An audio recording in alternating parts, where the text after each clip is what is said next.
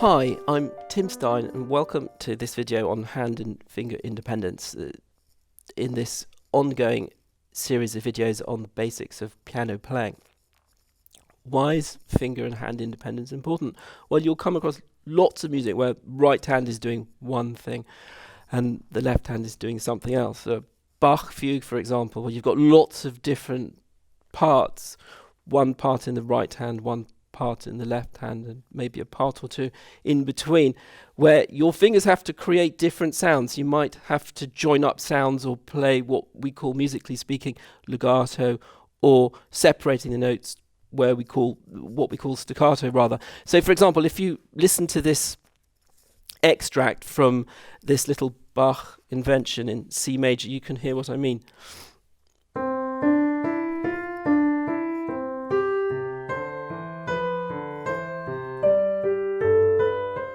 Now, if I play that, and I play the right hand legato, I mean, you can do what you want.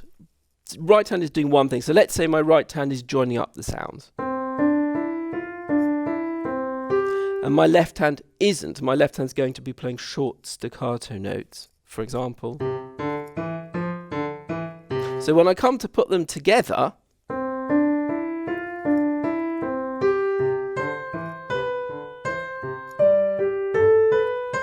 how am I going to achieve that if I've never done that before? And there's some simple exercises that you can use for developing that independence.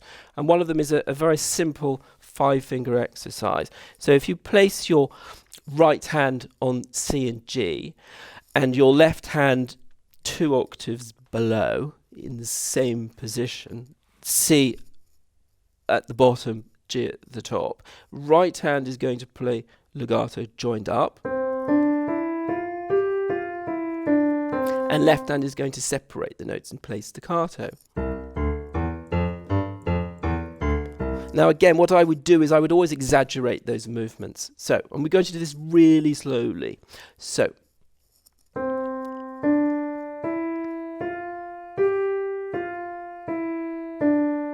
I play my right hand first, and then my left hand.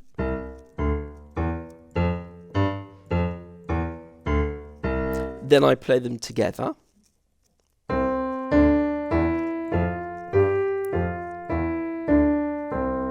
Then I reverse them, so my right hand hopefully is going to play staccato and my left hand is going to play legato.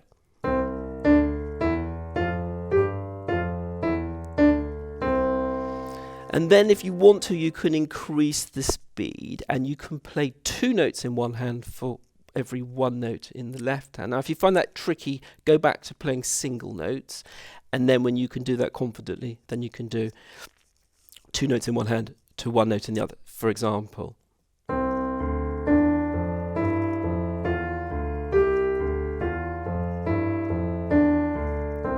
And then you can reverse it so that the right hand is playing 2 notes while the left hand is playing 1.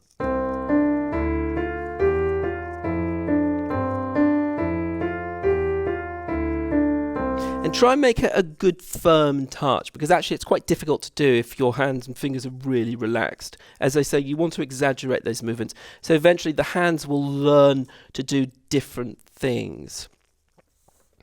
And again, when you can do that well and slowly, you can gradually increase the speed. And the reason for doing it, say, 2 octaves apart as opposed to 1 octave apart, is it's much easier to hear. And often you find that when you're playing, say, a simple scale, it's much easier to hear when the hands are spread further apart.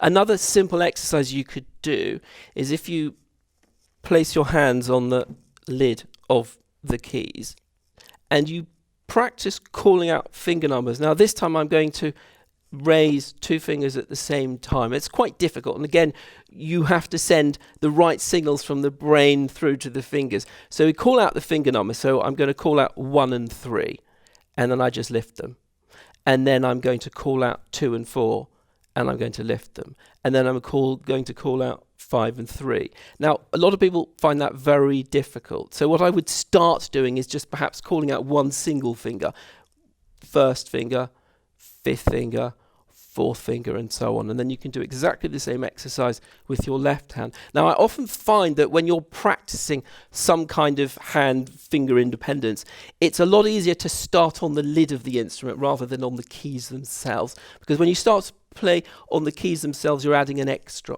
obstacle. Now remember that all of these exercises are meant to be fun, so don't get too stressed about it and try to be as relaxed as possible, building up the speed gradually, and try to incorporate them in your daily regime.